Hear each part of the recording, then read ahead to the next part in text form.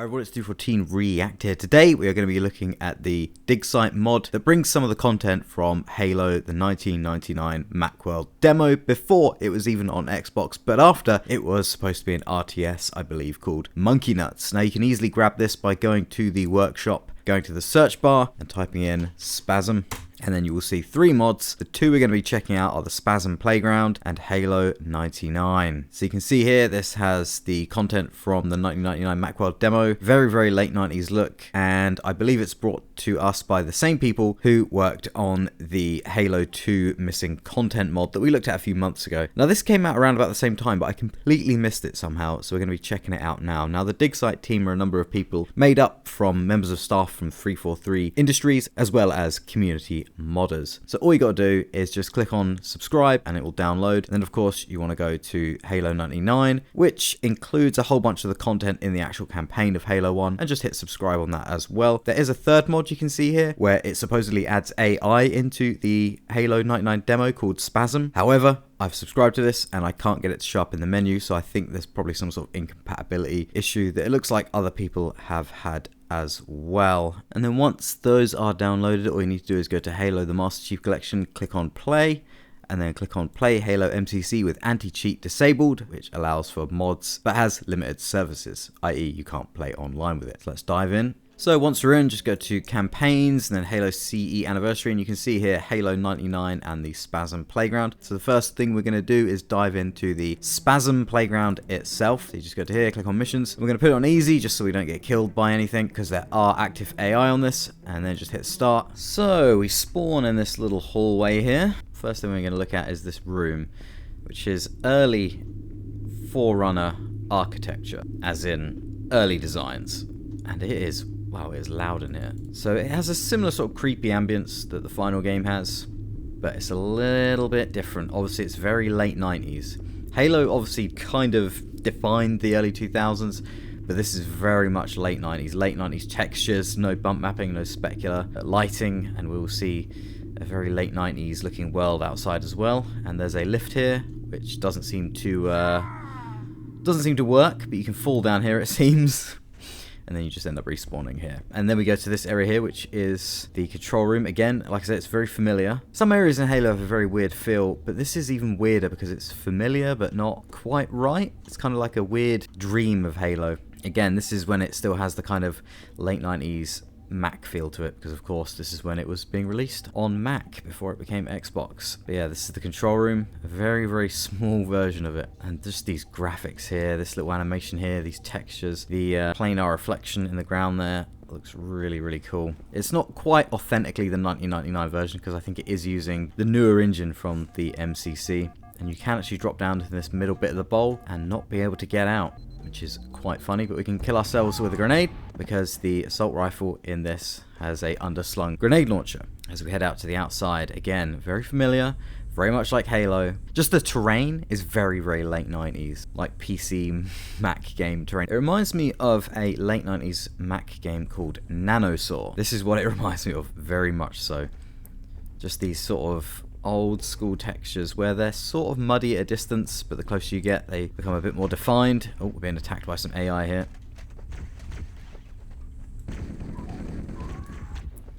So yeah, these are some really old creatures that were going to be part of the original game, but obviously, oh my god, obviously never made it into the final game. And here we have a goofy looking tank. Oh my god. Oh my god. We're just going to wander around a little bit, have a look at the skybox, which is nowhere near as highly defined as the final game's skybox. Someone's shooting at me with something.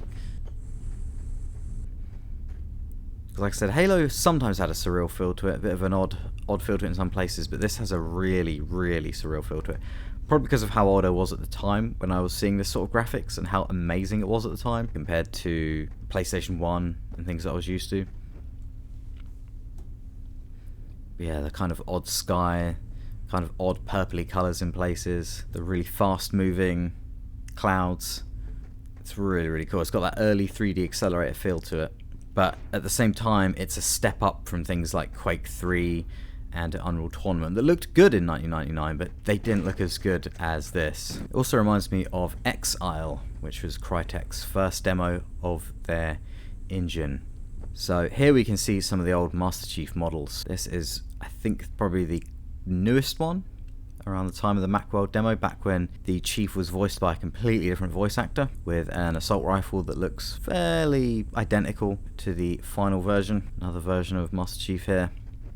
Again, slight differences, slight different colours, things on the backpack. Again, slightly smaller version here. Different colouring.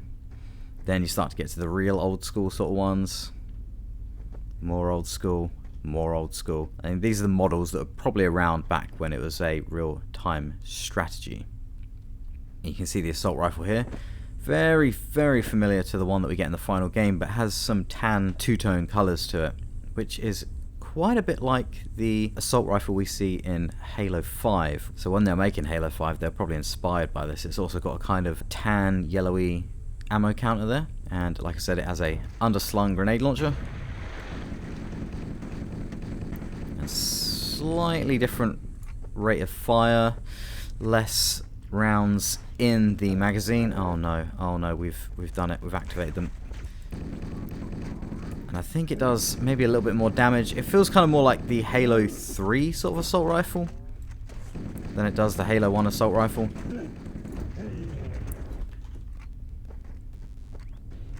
And the muzzle flash isn't quite right on it there.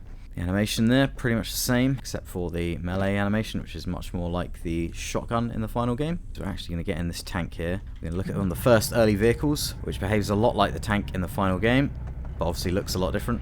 I'm going to take these dudes out. So there's no machine gun on the tank. I think it feels a bit more fast. Yeah, it's definitely faster. And it's a bit more slippery than the tank in the final game. There's another version of the tank here. Again, very, very similar. Just a different look to it. And then you've got some really interesting stuff like this vehicle here, which was the Spectre, which was only in Halo 2, but obviously they had an idea for it back at this stage. So it's really interesting to see what was in the early design phases of Halo, and then didn't make it into Halo 1, but then went into Halo 2 5 years later. And another vehicle from Halo 2, the Shadow. It's interesting that you can actually pilot these as well. It just shows how much content was cut out of Halo. And even Halo 2, because you couldn't pilot shadows in Halo 2. And it gets more interesting as we go. And here we have what looks like a Gauss Hog. Now if we just look at the Warthog here, you can see the wheels look quite a bit different. They look a bit more chunkier. But generally, the aesthetic is the same. I think probably these wheels are lower poly and lower resolution textures. Again, left over from when it was a real-time strategy. Oh no, it's a rocket launcher. So again, rocket launcher Hogs only appeared in Halo 2 onwards. And I think Halo 1's multiplayer. And we've got the standard Hog here. There's slight differences to the final one. And then you've got the APC sort of Hog where it can carry a whole bunch of people.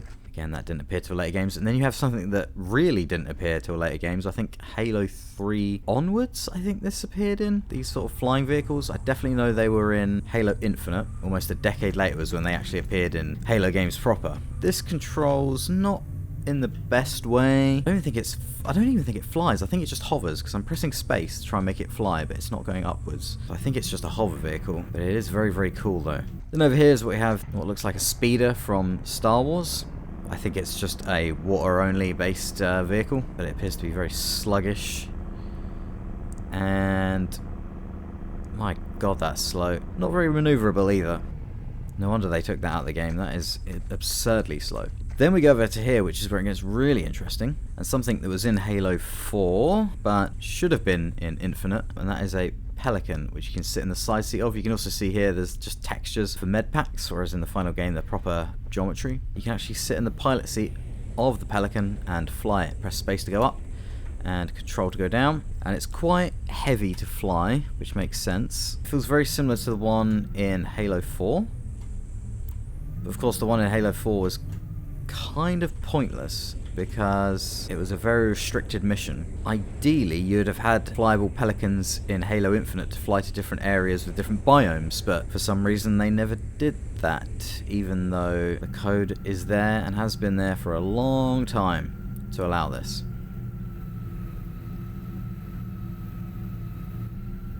Just needs a bit of tweaking on how it controls, but generally that flies pretty well. Then we have an early version of something called the Leech. I can't remember what it's called in the final game. It's basically a Covenant carrier vehicle. In the final game, the sort of front bit is split out into two bits with a kind of energy beam in the middle. Again, doesn't have the best controls, but you can fly it, and that's the important thing.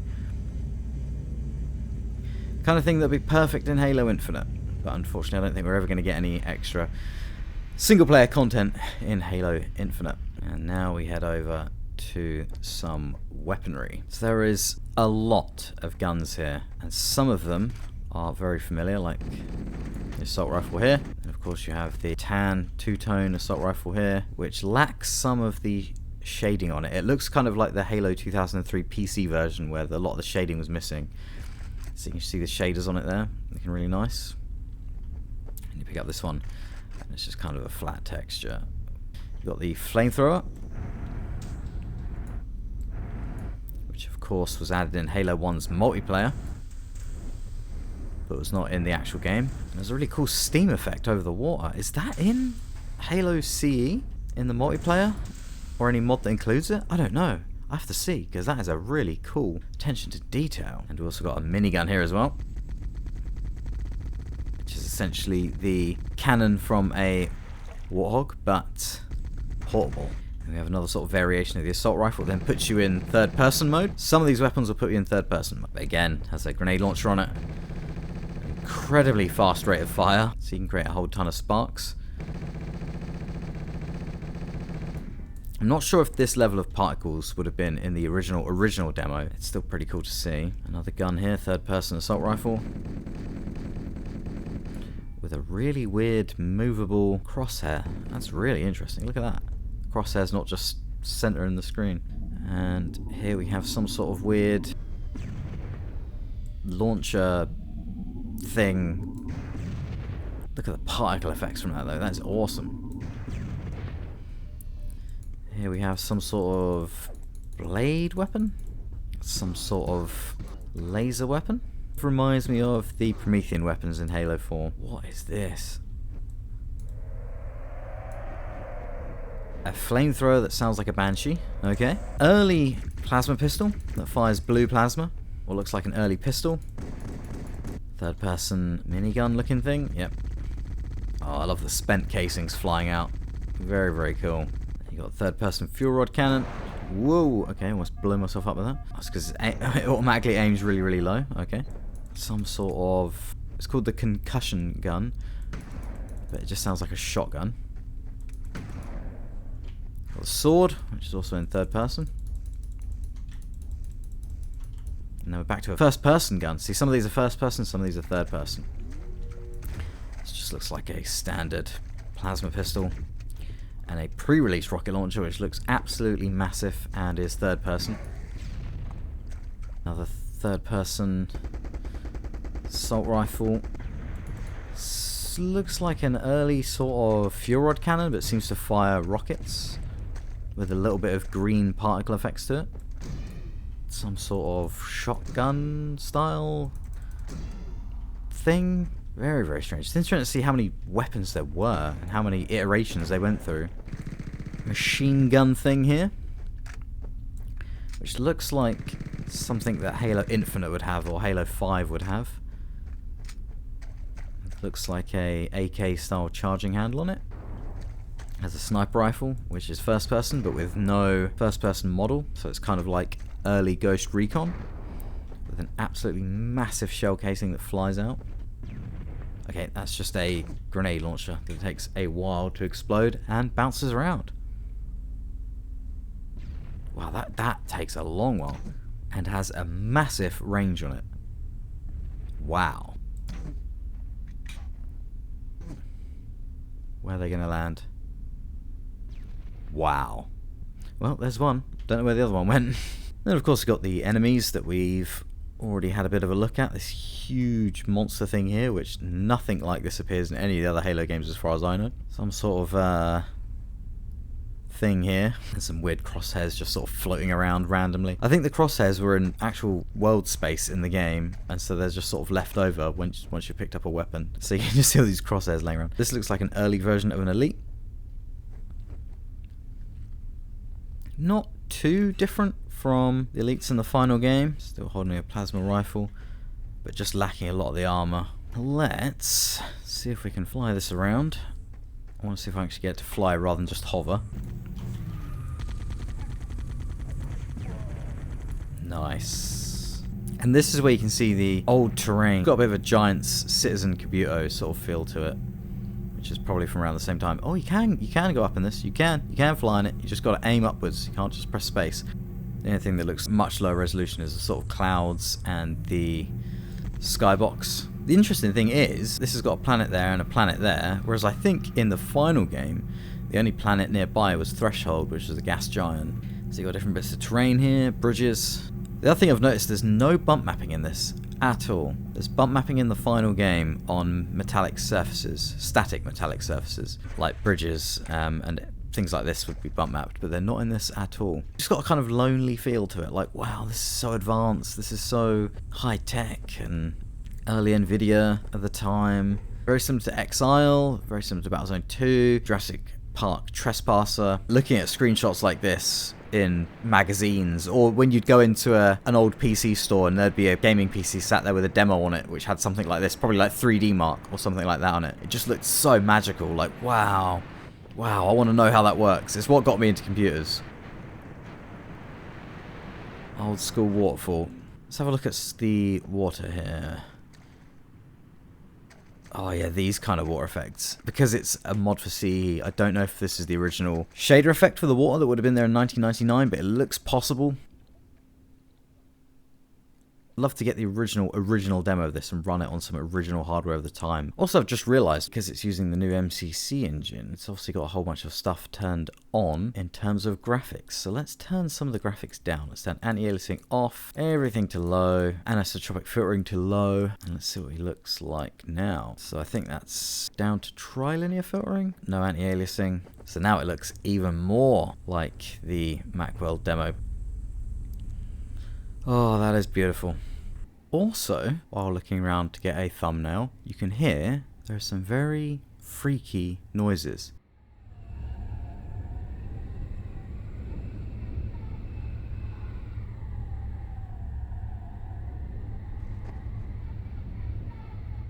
That's really creepy.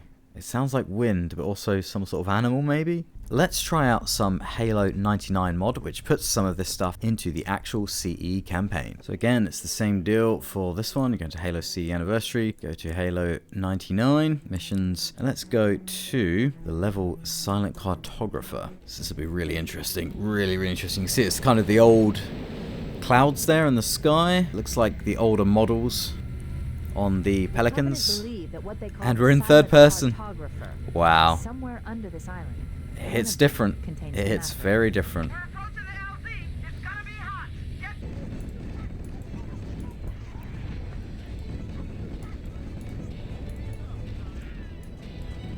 Got the old elite models there by the looks of it, and even some old marine models there. Wow. Oh, they're old Master Chief models. What is this? Oh my god, this pistol looks like something out of Time Splitters.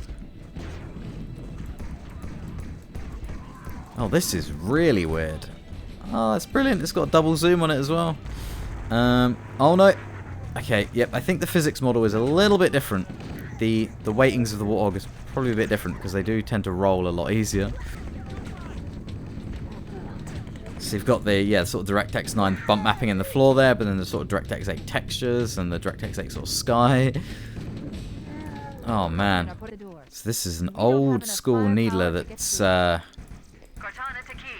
really fast firing.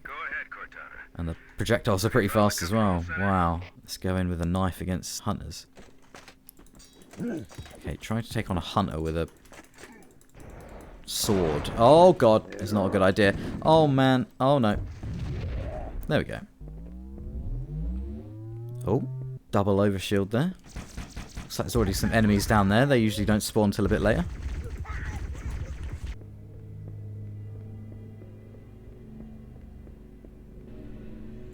Good. That should open the door that There leads we into go. the main shaft. Pre-release elite. No armor. Makes everything feel so much smaller in third person. Man, DirectX 8, DirectX 9 really is an art style now, isn't it? It's not just a technical thing, it's actually an art style. Here we have the rocket hog. I'm going to grab that, as well as a rocket launcher. Oh man. Those explosions are bigger, I think, than the actual game as well.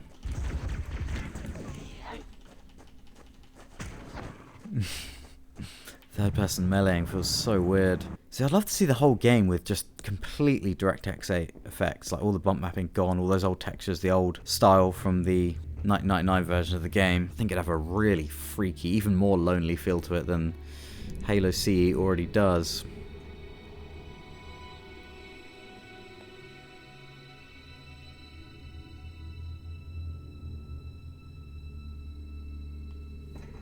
It's interesting to see A, how these weapons evolved, and B, how some of the functions and even some of the weapons returned in much later games.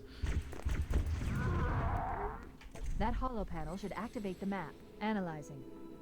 Halo's Wow. control center is located there.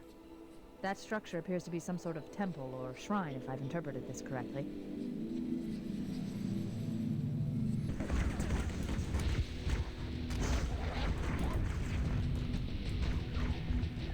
These weird things. Third person invisibility. I love this invisibility effect. Such a cool shader effect. So to see it applied to the whole character. That's very cool. Oh, it looks so cool.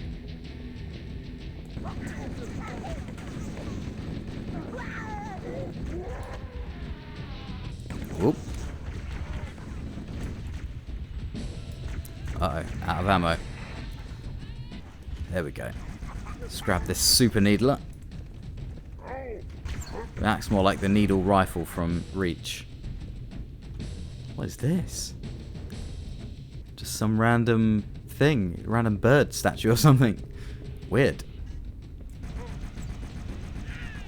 Yeah, it looks like the original needler didn't explode when you hit them a lot with it. Oh yeah, of course there's going to be this guy.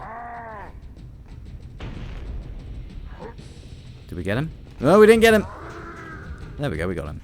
Oh man, that is way off center of the crosshair. Oh, one snuck up behind me. So weird in third person. And here we are, the end of the level. One last look at that DirectX 8 skybox and the clouds flying by. And there we go. Oh, so that was a look at the Halo Spasm mod for Halo CE, which brings back the assets from the 1999 Macworld demo. Really, really cool.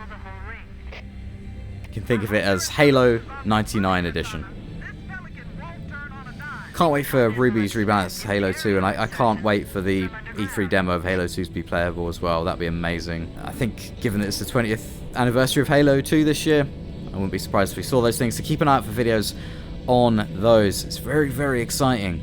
But yeah, thanks for watching. Leave a like. Let me know what you think in the comments. Subscribe for future videos on tech and video games. Thanks for watching. Hope everyone's staying safe, and I will see you in the next video.